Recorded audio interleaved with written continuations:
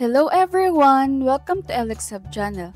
For today's project, tuturuan ko kayo kung paano gumawa ng ESP32-based IoT smart lock with mini weather station gamit ang DHT11 module at OLED display. Madali lang ang wiring at coding kaya perfect para sa beginners at IoT enthusiasts. Ano naman ang mga materials na kailangan natin? We need one ESP32, one DHT module, one OLED display, jumper wires, USB cable, and Arduino IDE software for coding. Now let's proceed sa ating wiring connection. So i-connect muna natin ang OLED sa ESP32. VCC to 3.3 volts, ground to ground, SCL to GPIO22, and SDA to GPIO21. Next naman ay ang connection para sa DHT11, VCC to 3.3 volts, ground to ground, and data to GPIO4. Let's now move on sa ating coding. But before that, siguraduhin na nakaset up na ang ESP32 board sa Arduino IDE. At kung hindi pa, ganito ang steps na ating gagawin. Open Arduino IDE, go to File, Preferences, sa Additional Board Manager URLs, i-paste ang link na ito.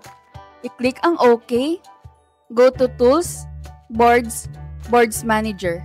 Search ESP32 at i-click ang Install. Kapag tapos na, ready na ang ating Arduino IDE para mag-upload ng code sa ESP32. Now let's proceed sa ating code. Para sa simulan ng ating coding, nag-include tayo ng mga libraries na kailangan sa ating projects. Wi-Fi.h para makakonect sa Wi-Fi ang ESP32. Wire.h para sa I2C communication ng OLED. Adafruit GFX.h at Adafruit SSD1306.h para sa graphics at text display sa OLED. DHT.h, ito ang library ng DHT11 module para sa temperature at humidity.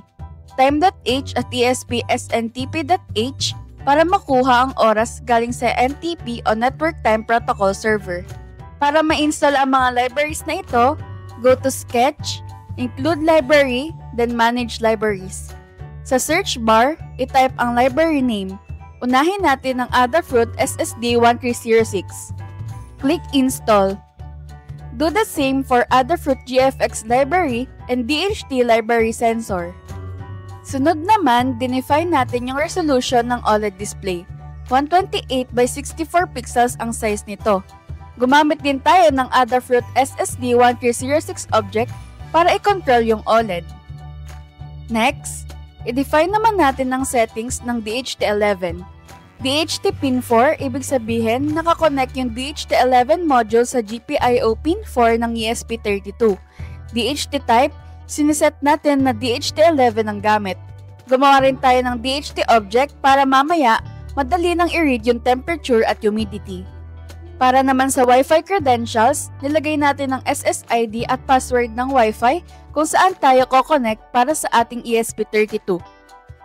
Dito naman, gumamit tayo ng asia.pool.ntp.org para mas mabilis yung server sa Asia. GMT offset sec, GMT plus 8 kasi nasa Philippines tayo. Daylight offset sec is equals to 0 kasi wala tayong daylight saving time sa Philippines. Next, since may issue na nauuna ng 20 seconds yung oras ng ESP32, ang ginawa natin ay nag-minus tayo ng 20 seconds para tama yung display na makikita sa OLED. Sa setup function, in-start natin ng serial monitor na may baud rate na 115,200 para makita natin yung debug messages. Sunod naman, nag-initialize tayo ng OLED at kung hindi ito gumana, magpiprint ng error sa serial monitor. Next, kumonek ang ESP32 sa Wi-Fi gamit ang nilagay nating SSID at password. Habang hindi pa connected, magpiprint lang ito ng mga dot. Sunod naman, kumuha tayo ng oras galing sa NTP server.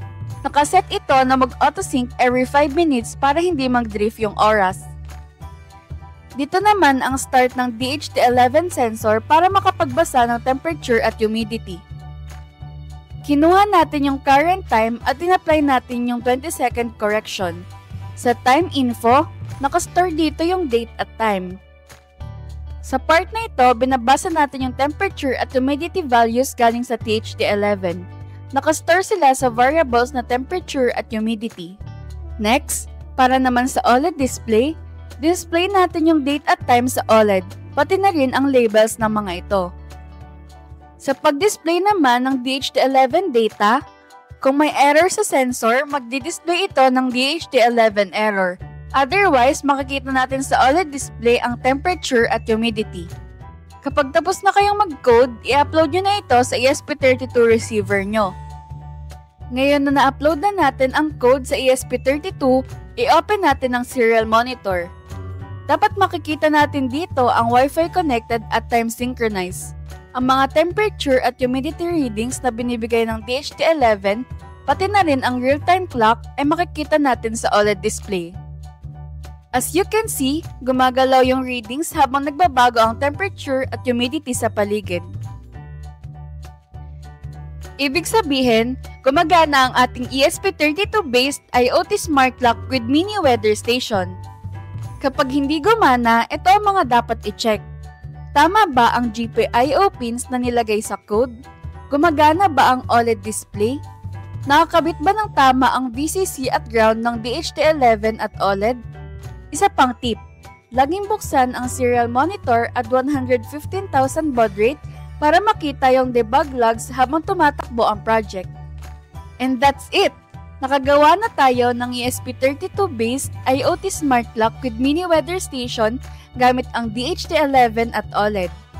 Simple lang pero super useful para sa mga IoT at weather station projects. So kung nagustuhan mo ang tutorial na to, don't forget to like and subscribe para updated ka sa mga susunod nating projects. If you have any questions or want to know more, feel free to leave a comment. This is Alex Hub, empowering up your projects. Kita-kits sa next video.